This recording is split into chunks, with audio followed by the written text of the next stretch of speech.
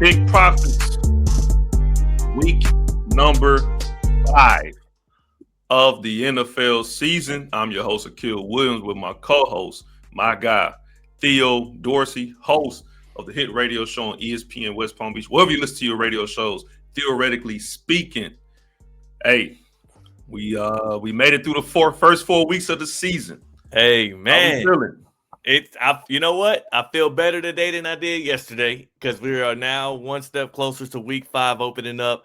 Both of us hovering around 500. It's been some weird games that have happened left and right here in the NFL, but I think that we're starting to get a handle of this thing, dog. Pick Getting profit. used to it. It's getting locked in. It's happening. And here's the thing. We're around 500. Most people can't really say that. Some people's way off, but you got some sharks out there, that's through 18 games. They, 11 and 7, But Right. we can finish. We can get week 5 going and finish over 500. I think we're in a good shape. This is presented by Prize Picks. Also, as well, Varsity Crew. We are in the NFL season, so if you're gonna go out there tailgating, or you're gonna go to the gym, get your best duffel bag from your favorite teams from whatever sports, NFL, NBA starting up, college football, wherever. Use the discount code RDWA to get 15% off any purchase off of varsitycooler.us. Week number 5. Here we go. Thursday night football. We have the Niners, the banged up Niners, going on the road to the LA Rams. 7.5 is the spread for the Rams. Over and under is 45.5. Kickoff is at 8:15. And this line been kind of moving a little bit.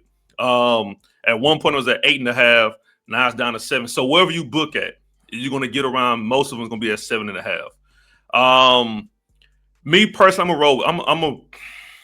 Y'all seen the graph. Think before you speak, though. Think before you speak. They saw our picks, but you see all of the injuries that have piled up on the Niners side of the football. It ain't gonna be Brock Purdy. It's gonna be Mac Jones. It ain't no Pearsall. It ain't no Jennings. He gonna be throwing the ball to himself. He gonna be doing some Philly specials out there in Los Angeles. Man, this is an ugly game, and it's on Thursday Night Football. How the hell did we get here? Okay, hear me out. I get the injuries. I understand the injuries. Like when you said it's a short week. And we got to remember too, this is a rivalry. This is two teams in the same division, same state that,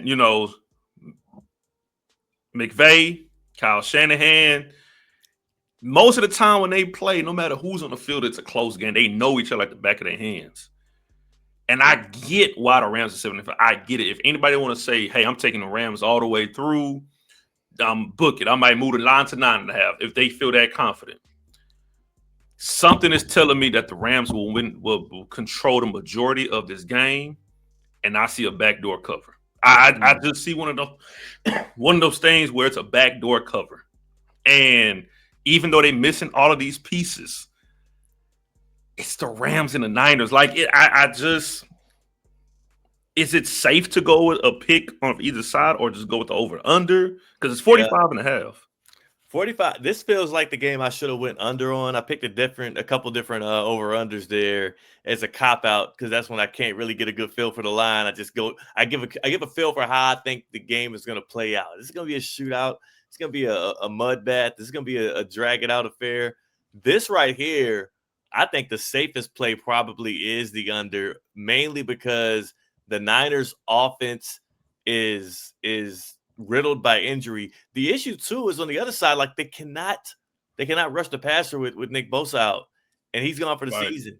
And they found no answer for that the last time they were out there on the football field. So like I can see the Rams hanging 30, and I don't see the Niners getting the 20. That's why I'm on the side of the Rams 7.5. It's like this game will get as out of hand as the Rams want to.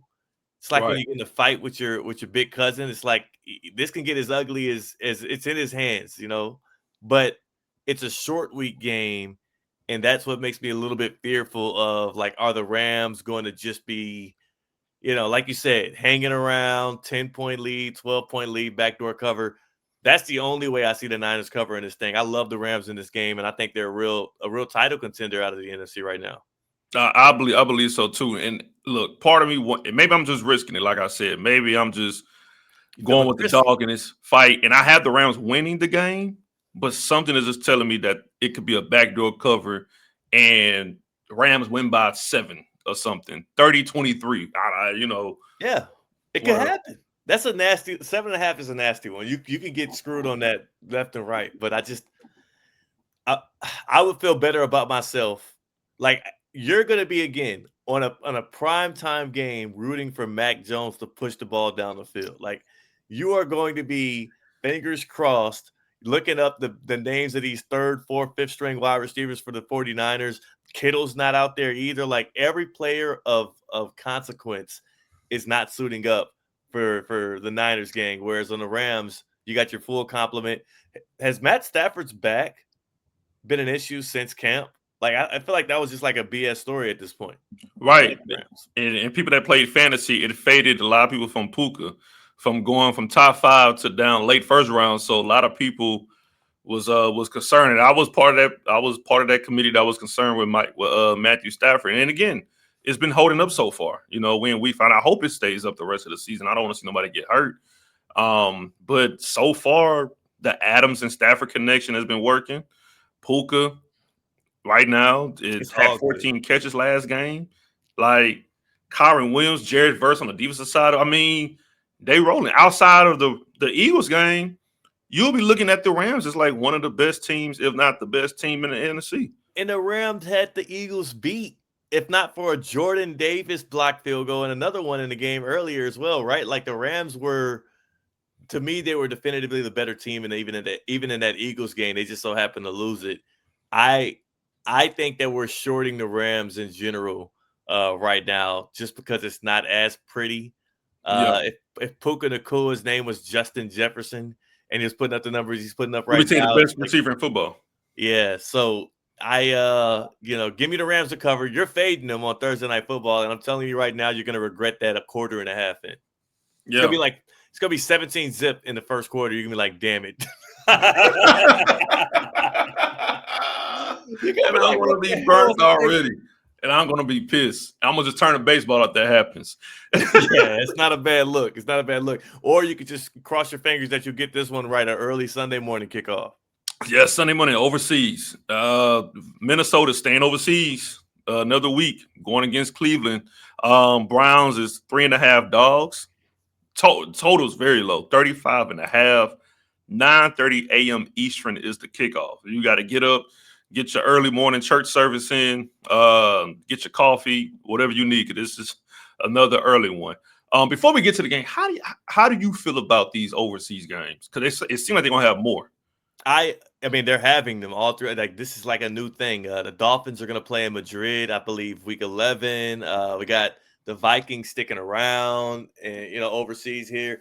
I am not pro or against it. What I will say is, when you wake up on Sunday and you kind of forget, because Saturday nights sometimes can get out of hand. For me, I'm not out clubbing like some of the young cats, but I'll go out, to a bar or two, go to dinner with the wife. It gets extended into a long night. Maybe after we're done with our festivities, I get a CFB 26 game in. Next thing you know, it's 2 a.m. and I'm knocking out 20 drinks into a great Saturday night. And you wake up on Sunday morning and you forget, you're wiping the crust out of your eyes, and you forget that there just so happened to be an early morning treat, a 9:30 kickoff if you're in Eastern Standard Time Zone, and you have real NFL football already going. That's why I think I like it. I would hate it if my favorite team was playing in one of those games, though. That's the difference. That'll be brutal.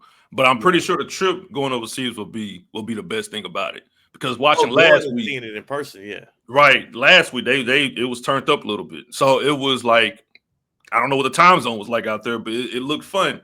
But like, here's my thing with this game. If you're trying to go on the Cleveland side of things, you got to ask yourself, are you sure Dylan Gabriel? No. Versus the defense of Brian Flores. Like, your first NFL start, it's not at home. You're not in the States. Your overseas and your first opponent is Brian Flores' defense. No. We just seen what the Vikings did to Jake Browning. Dylan Gabriel, look, he might be okay in the long run, but man, the Vikings, shoot. Vikings. I know. Give me the Vikings. Just 3.5. Yeah, just give me Vikings 3.5. And right. Carson Wentz against the Browns defense is the other side of this. That's why the over-under is at 35.5. I'm going with the over. I will be transparent in saying that I feel like an idiot. But sometimes when the number is just so low, I have to bite. Isaiah Rodgers might be able to get this on his own. Cornerback that scored 2 touchdowns a couple of weeks ago. Like, when the number is this low, I have to bite. Quinshon Judkins, you're going to see him later on in my prize picks plays with a rushing more than. Justin Jefferson is still like a football player, right? Like, he's not out like the rest of the receivers. He'll be there. Right. Just give me the over. Just give me the over right now. Why am I even playing around? Little Sunday morning over. Can you imagine just after this game, you look up and you like, Dylan Gabriel's first NFL win was against Brian Flores in the Vikings. It's not happening. It's not happening. I just can't see that. And you got to remember, last week with the Steelers and the Vikings was there. Like, it was there, but they just went against Mike Tomlin, Aaron Rodgers, and the Steelers. Mm-hmm. And it was close. And I understand the Browns' defense. I get it. Myles Garrett, the best pass rusher in the league. But again, I would trust Carson Wentz because he's been in the league longer. He has the better weapons. Knows the system. Dylan Gabriel's his first NFL start is overseas. Yeah. Like that, this can get out of hand quick. The only way I get if somebody want to look, I see why the total's low because of both defense, right? And this game I can see this game being 20-16 Vikings, or I can see this game being 23-6 Vikings and the under and it doesn't go over. Right. And the Vikings just blow them out. I'm surprised the line is as close as it is. And I think that's what makes me fearful of it. Like, I would have thought that the Vikings would be 5.5 point favorite, especially once we heard the Dylan Gabriel news. Like, and I think some of it is the unknown of the rookie quarterback. Like, do you think he might have a Jackson Dart effect where it's not his arm, but it's his legs that put pressure on the defense? Because he was a guy that scored a lot of touchdowns, a lot of rushing touchdowns in college at Oregon. Right.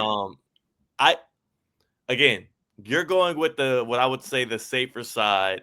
I'm going with the side of, even if the defenses kind of get out of hand, even if the offenses get bottled up, there could be a defensive touchdown or two. You know, you always see that in the overseas game, a random pick six, fumble six.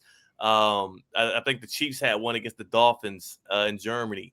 I believe the Vikings had one against the Jets in London last year as well. Like, we don't send our best troops overseas oftentimes when talking about these NFL games, but there are a lot of wonky and random big plays that'll happen. And all you need is one or two of them in this one. Plus, again, Justin Jefferson is on one of those sides of the football. He's at least getting in the end zone once. Like, yeah. And also, at some point, Carson Wentz got to get it figured out. That's my thing. It's like I'm looking at this matchup. It's like Carson, and the thing, like I said, but this is the thing with Carson Wentz. He has the help with Justin Jefferson. Addison is back now. Hockenson is okay. He's a little okay, kind of towards the end because after the injury. I just don't. I mean, I like I said, I understand why this line the way it is, 3.5, but it's gonna trick the public. It's gonna trick the public. And just give me the Vikings. Give me the Vikings 3.5. You take the Vikings. I got the over in that one, and I'm gonna feel safe.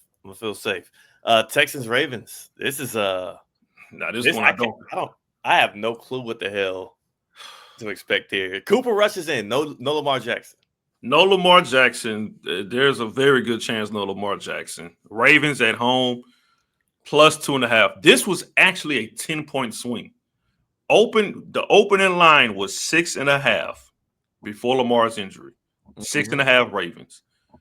He has a hamstring issue.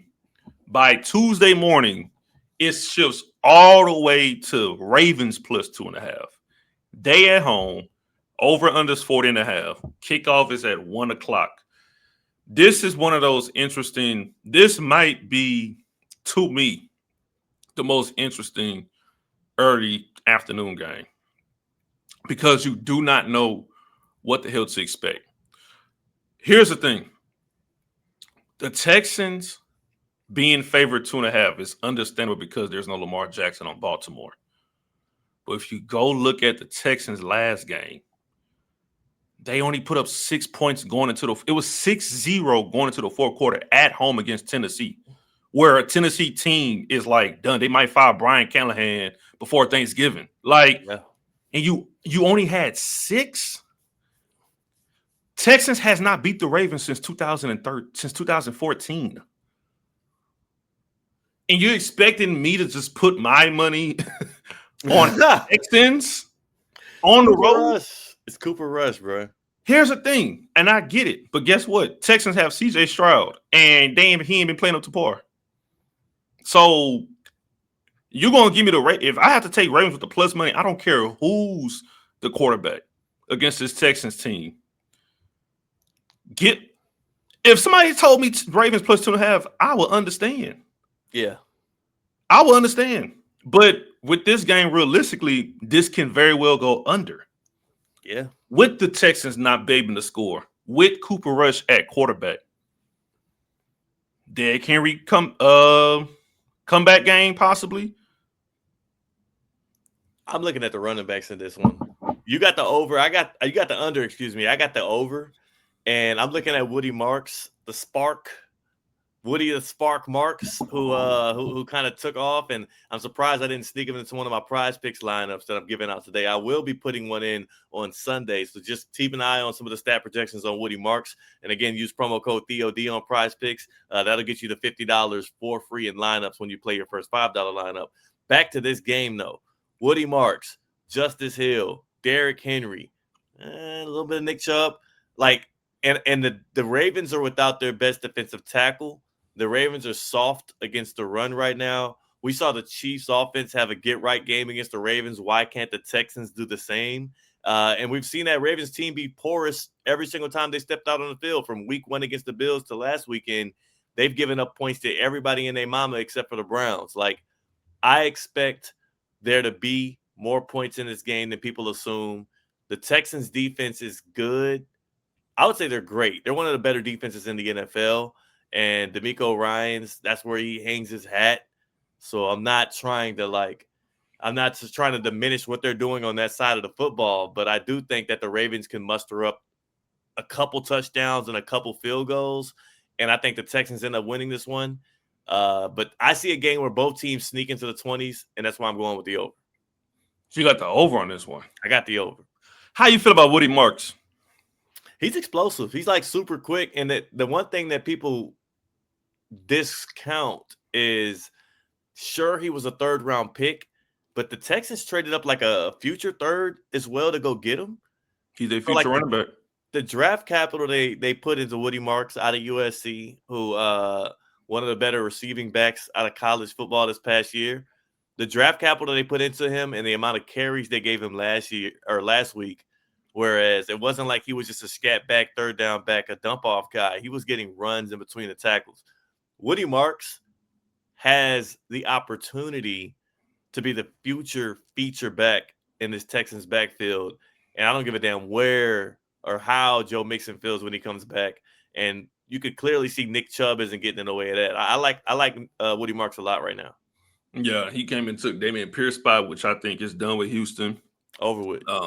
Nick Chubb is not looking the same. It's one of them things. So if you look at Baltimore perspective, and you saw how they played against the Chiefs, it's like they damn near gave up in late second, early third quarter. It's like, damn, we're not getting these dudes. They stopping us. Yeah. And without Lamar, you got to ask yourself, okay, Cooper Rush against this Texans defense. Coming into the season, the Texans defense is supposed to be top 5, right? And they've been playing good. The Texans been playing, defense been playing good for the most part. Can the Ravens get it going somehow against this defense? Because you look at the Texans, they haven't really capitalized on the stops the defense been getting, right? Like they look at the Jags game, right? They get to the red zone 2-3 times and it was a turnover. Um, Everything with the Texans has been like self-inflicted, right? And you would have thought they got their groove. Some people say they might have got their groove against the Titans, but I looked at that as like you only had 6 going into the fourth. Yeah, it wasn't crazy. So I like the under in this game for sure. But if somebody told me, like, look, I'm taking the Ravens plus 2.5 at home, Can't knock it. it's just I'm trying to, because the thing with the Texans is so tricky. It's like y'all beating yourselves. Yeah. How is the defense here, but the offense isn't going? It's not on the same. Like you can't keep blaming the O line. It's been bad vibes around Houston in general in sports, man. The Astros missed the postseason. Fred VanVleet out for the year. Like, and okay, I'm gonna ask you a question. If you was to bet on the Texans side, how confident would you be putting in that bet 1 through 10? No, I wouldn't be at all. I wouldn't be at all, and only because I have seen, like you said, them throw up all over themselves multiple times this year. I remember the Texans Buccaneers game. I thought they should have won that one. CJ Stroud is throwing the ball right to Levante David. Like they can't. And here, the difference is they weren't able to have explosive plays in the run game. They weren't able to move the ball well, to move the chain well with the run, but they found a little bit of that last week. I need to see a couple of weeks of that for me to start to believe it, because I saw 3 weeks of it being inept. So the issue here as well is both teams are desperate. And then there's a slither of a chance that Lamar Jackson does walk out of that tunnel and play for the Ravens last minute, dealing with that hamstring injury. He has not been officially ruled out. I don't feel comfortable on either side of this game. I want to stay away from it. It is a very difficult game to pick, and that's why I'm going with the over, because I think the line is low, and I do think that these are teams like, look at the Ravens' weapons as well. Zay Flowers, Mark Andrews, Isaiah Likely, Rashad Bateman. Look at the Texans, Nico Collins. You still haven't seen much out of Jaden Higgins or Jalen Noel, Christian Kirk, but you do have CJ Stroud, who has done it before. Woody Marks has popped a little bit. Dalton Schultz, like, there's names on both sides of the ball who can make plays here and there, to where I see both teams getting into the 20s. I also don't feel comfortable saying either one of these teams is going to pull out a win. I'm not putting my money on Cooper Rush, and I ain't putting my money on Diet CJ Stroud. So I'm going with the over, man. Yeah, I mean, the over-under has to be like the better play in this game. And look, Baltimore, like I said, Baltimore's at home, but they need this game a lot. They both teams need it. Ravens cannot afford to go 1-4. Neither can the Texans. Actually, the Texans might be able to if the Colts fall off a cliff, but you have to win this game if you want to win your division. Both teams need this. This is going to be interesting. Prize plays. It's time. The prize plays with prize picks, and I start you all off with young Teteroy McMillan. Now, if you don't know, now you do. Prize Picks is the best place to go to make money on a Sunday, on a Thursday, on a Monday. You enter stat projections into lineups between 2 and 6 players. Most importantly, promo code THEOD. That gets you $50 for free in lineups. And all you got to do is play your first $5 lineup and start with this one right here. Teteroy McMillan, more than 59.5 receiving yards. It's Panthers versus the Dolphins. The Dolphins secondary is starting guys whose names you've never heard of. And I've heard of T-Mac. 59.5 is pretty low for him. I'm going more on that one time and time again. This is one of my stronger plays. I like to play a demon every weekend, and I'm giving you this one. 64.5 receiving yards, Lad McConkey. He had 1 catch last game. In his first 4 games, he's been pretty much absent, and fantasy football players are starting to fade him. People are nervous about his usage in the offense. You know who's aware of that? Yeah, there's a guy named Jim Harbaugh who coaches that team, who wants to see a guy like this, a pick. It wasn't a first round. It was a late or early second round pick, but a guy who Harbaugh pours confidence and faith into, a guy who Herbert wants to see get going. This is a risky play. Only use it in one of your lineups, but do pull the trigger on this one at least once. I think his stat projection will be going up following a game against the Commanders where that secondary can definitively be had. Let's move it forward. Quinshon Judkins, 69.5 rushing yards. I'm going more on this one as well. More. You see me hitting a lot of mores. You don't want to do this all the time with your lineups. I'm giving you the guys I feel favorable about. And how can you not feel favorable about a running back who is, I mean, he's banged more each of the past 4 times he's actually played, actually 3 times because he sat out the first week of the season. But he's going up against a Vikings team on the road, overseas in London. Most importantly, he'll be lined up behind a rookie quarterback in Dylan Gabriel. Kevin Stefanski's going to be looking to tote that rock, and that's a workhorse back in Quinshon Judkins. Last but not least, Monday Night Football, Xavier Worthy, 56.5 receiving yards, more. Easily. He can get this in 2 catches. He's explosive as hell. The Jaguars' defense, as good as it has been, I don't believe it's going to be tested in a way in which the Chiefs are going to be able to test them on Monday night. Plus, Patrick Mahomes has been itching to get the ball to number 1. He just came back last week, and they used the hell out of him. Expect Worthy to get another uptick in his role, and expect also for the Chiefs to be pushing the ball down the field more and more. That offensive line is better. Their weapons are now coming back and getting healthier, and Patrick Mahomes is getting more and more confidence in his guys. I like Worthy's more on 56.5 receiving yards, but there's a few other player stat projections with the Chiefs that you're not going to get a better number on them in the future. So I would go check them out this weekend and get as much of that action as you possibly can. And again, with Prize Picks, use promo code TheoD. That's going to be the promo code you need. And all you got to do is plug that in, and you get $50 in lineups. All you got to do is play your first $5 lineup. It's your boy, Big Teddy. I was over here putting the Prize Picks in. I'm trying to see if it's going to. Hey, I like them. I like them. Put them lineups in, man. Put them lineups in and get it cracking. I like them. Oh, speaking of, I mean, this is a game here. I liked a lot of Jahmyr Gibbs plays, but I didn't get a good chance to actually to line one of those up because I couldn't figure out if I wanted his receiving yards or his rushing yards. But Lions are 10.5-point favorites against the Bengals. And there's one thing I like about the Lions is even when they up 20, they still are doing things to get the ball into the end zone. So you know where I'm going with this one. Yeah, would it be weird if I said I was going back and forth with this game in a sense with the line? Because Bengals is 10.5 at home. The over-under is 49.5. Time is at 425. This is the biggest line of the week. The line isn't as big as last week with the Saints and Bills when that was like outrageously opening up at 16.5. I was going back for. I'm like, damn, can the Bengals somehow cover in a sense? Like, can they just at home 3 late evening slate? Like, but I was like, nah. The Lions can just embarrass them. Like it just. I can see Jamar Chase getting his targets and his catches and everything, but no. Lions. We just seen what the Lions did on a road against Baltimore with Lamar. Yeah. Jake Brown. He's been bad. It's just not worked out. After this game, they're gonna have to trade for a quarterback. Man, I'm gonna say this: Lions minus 10.5.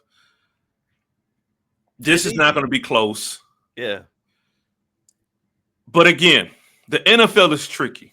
It's weird. Yeah, it is the weirdest play. It's the over the play. Because you know the Bengals aren't stopping the Lions. And if the Bengals do cover, it's because they scored 30 points somehow. Right. Okay, I'm gonna ask you a question. I'm gonna throw this out at you. How about first half Cincinnati covering? I don't even like that. Yeah. I'm trying to help y'all out, Cincy. I don't even like that because I'm sure first half cover gonna be like about 6.5 or so. Right, 6.5. First half 5.5, depending on what you book at. I'm trying to find something for Cincy. Like, what is some positive that we like? You can find with the Cincy team. I'm not getting cute.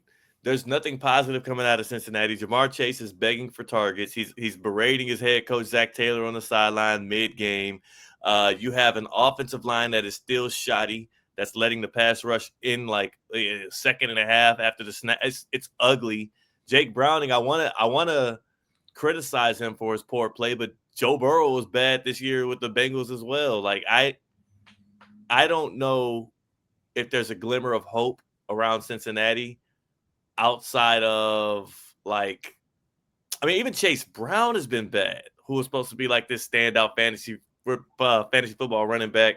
I think you got him in your league, and you've been feeling the depression of that as well. Like T. Higgins, you know what? There it is. T. Higgins caught a couple of cool jump balls last week. So right, it's can the Lions hit this line with confidence, right? Like since it's 10.5 and it's the biggest line, right? With the Lions,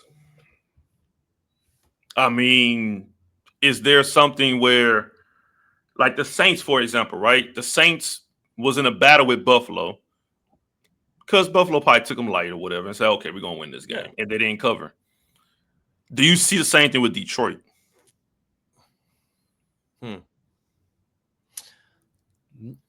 I don't. Detroit has they're so cutthroat. Like when Detroit is favored by double digits, I don't have the numbers on this, but they tend to actually cover because they don't play with their food. They're like maniacal. Dan Campbell is a very he's a very brash human being. He's a very cutthroat guy, and his guys don't play with their food. Did you see the video of Amon-Ra St. Brown practically admitting that he was up until like 2 a.m. playing or 4 a.m. playing 2K the night before? I saw that. Game? Still got 2 touchdowns and 70 yards. Like, as much as they even want to fake like they're being lackadaisical about the opponents, the Lions are still the Lions, and we thought they wouldn't be because they lost their coordinators, but apparently it has not mattered. Like Dan Campbell has that team rolling, and I'm not fading Detroit against a miserable Bengals team. They hate each other in that Bengals locker room. Yeah, give me the Lions. I tried yesterday and I tried this morning. Like, man, this is a big line. And it was, like I said, it wasn't like Saints Bills. 10.5 we've seen, but it's not common in the NFL. Yeah. But can you just imagine somehow, some way the Bengals just backdoor and get away with some BS and people's pissed? And I would be one of them. I would be one of them. Oh, man. Now, I ain't gonna lie. I think this, to me, right here is probably the best game of the week. Tampa on the road against Seattle. Battle of the throwback jerseys. Two of the best throwbacks in NFL history is going at it with the Seahawks at home. Seahawks is -3.5 favorites. Over-under is 45.5. 4 o'clock is the kickoff time. Tampa has some injuries. Bucky Irvin's not playing. Mike Evans not playing. Godwin came back. Seattle's at home, and Seattle look damn good. They look good. That's a good football team, man. Both of these teams is 3-1. Give me Seattle 3.5. Yeah. Give me Seattle 3.5. I'm with you on this one. Bucky Irvin's not going to be there. Mike Evans, Chris Godwin, you never know with those guys. I mean, Emeka Egbuka, can he be a standout wide receiver one when he's the main target? Yeah. Baker Mayfield is just like a zombie, though, dog. Like, the dude doesn't die. He's always in it. He's always hovering around. That Seahawks defense is so damn good. Yeah. I'm with you, man. Seahawks 3.5. Trying to find a way in which I think the Buccaneers cover. And the issue here is that it's a field goal. Field goal covers. And that's why 3.5 is such a tricky line to be on the side of the favorite of. But they're at home. They'll have the 12th man on their side. It's a late afternoon kick, second window game. So a lot of eyes on this one. There's gonna be a lot of people crying their eyes out in survivor leagues if they have to pick one of these two sides, because I wouldn't touch it. Give me the Seahawks. By the way, my survivor league pick this week was the Colts, and So just and they're going against the Raiders. Colts Raiders. But if you lose, I mean, it's not really too much of a, it's like, okay, you lost to they the got Raiders. me. Like, Yeah, they got me. Like if I lose, hey, yeah, you ain't like nobody else that has to pick Tampa or Seattle this week. So yeah, that's very tricky. So if you're going to pick Tampa, that means you're trusting Baker Mayfield to go on the road and keep his team on flow, which he's capable. He's capable, but you're missing Bucky and you're missing Mike Evans in this game. Baker Mayfield has to pick his spots of when he plays hero ball, and that was what lost them the game last week. Is him trying to make one play too many against those Eagles and throwing an errant interception that the ball should have never been thrown, should have been thrown away, and that is what lost the Buccaneers that game. And it's what keeps them in games. It's what helped him have 3 straight comeback wins or game-winning drives to start the season, which is like a record to start an NFL season. But it also can lose you a game. And, I can see them being in a situation similar to last week where you're down and Baker's trying to drive you back into a game. And this is an opportunistic Seahawks defense. They've got a pass rush that's going to get to you. Mike McDonald, head football coach there, former Ravens DC. He's been there now, 3 years. He has his system fully in play. I like the Seahawks. And I think that they're not properly valued yet. And we're going to get a better value on them today than we are a couple of weeks from now when people realize they might just win the NFC West. Yeah, and that's realistic. And I think a game like this, which is non-division, but you're going against a playoff team, and you want to see when you match that. And it's Sam Darnold again. Like Sam Darnold is like it takes versus Baker. This is a reclaimed quarterback bowl here. Right. Like this is 2 quarterbacks that revived their career. Former Panthers quarterbacks. Right. Like Sam Darnold, man. I mean, this is why you don't always want to crown quarterbacks too soon or count quarterbacks out too early. Look at Geno Smith, right? He was just wiped away forever in his beginning career. Now he's taking off finally. Sam Darnold. And he's still young. Ain't Sam Darnold younger than Joe Burrow? Sam Darnold is younger than Joe Burrow. Sam Darnold, Geno Smith, Baker Mayfield, now Daniel Jones. Right. It takes some time. The NFL isn't easy now. We can't get fooled by Mahomes and Deshaun Watson his rookie year. Like they just start off so fast. So yeah. Man, yeah, give me Seattle minus 3.5. I can see this game being like 27-20 or 24-20 or something like that. Yeah. I wouldn't blink an eye. I can see that. Monday Night Football. Woo! The champs are here. Chiefs on the road in Jacksonville. Jacksonville plus 3.5. Over under 46.5. Kickoff 8:15. This is your boys. I'm gonna let you go. This your Chiefs. Y'all got y'all win last week, so I'll let you take off. I think this could be a bludgeoning. I think this has a sneaky potential of being an ass whooping. Like, I don't want people to forget what happened last week against the Ravens. That game was over with before Lamar Jackson limped off the field and did not want to come back in there. Like, Steve Spagnuolo is on one. Brett Veach, general manager of the Chiefs, he went out and got a cat named Noel Williams in like the 3rd or 4th round as a cornerback, and that dude is an absolute dog, an absolute animal. What kind of animal? I want to remind you of a guy that used to be with the Chiefs a couple of years ago who in the first playoff game against the Miami Dolphins pressed Tyreek Hill so bad that he shoved him into the dirt 2 seconds into the play, and a day after the game had Tyreek tweeting out, he got me on that one, laughing about it and whatnot. He beat the manhood out of Tyreek Hill, and usually Tyreek Hill is doing that allegedly to women and children. So what I would say is allegedly. So what I would say is, and also get well soon, Tyreek. What I would say is this is a Chiefs offense that is getting its groove back. It's a Chiefs defense that is fortified and strong. Trent McDuffie, George Karlaftis, Chris Jones. And this is a Jaguars offense that is making, like, they're getting by. They're getting by. And there's still a disconnect between Trevor Lawrence and Brian Thomas Jr. Travis Hunter still needs more preparation on both sides of the ball to be ready, especially for big matchups like this. And on top of that, this Travis Etienne stuff is cute, but look at what the Chiefs defensive front has done to other good, elite, high-powered run games this season alone, but in general. They stymie all of that. Omarion Hampton wasn't getting off against those Chiefs, and it had less to do with the fact that he was a rookie and getting started and more to do with the fact that that front with Leo Chanel and Nick Bolton, guys that get to the ball, they play east to west. You can't run outside. You definitively can't run it inside. The only running back that had a semblance of a success against the Chiefs was Cam Scatterboo, and that's just because the dude's really hard to get down. Right. He's a tough SOB.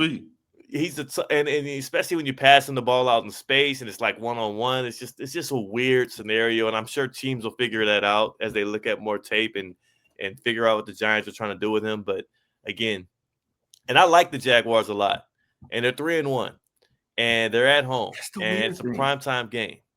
That's the weirdest thing. They're 3-1. That defense has been good in a run game. So I was more excited about this game when they announced the schedule, and I saw Chiefs Jags Monday Night Football primarily because of Travis Hunter. I wanted to see that. Yep. And Travis Hunter to me has been a solid rookie, right? Like, I hear people talking about he needs to just pick one. No, he does not need to pick one position. He needs to, if he wants to play two positions, wide receiver and corner, then he can do that. He don't have to just pick one, right? Like, he's going to get the flow of things on the offensive side of the ball. But on defense, I mean, I was excited.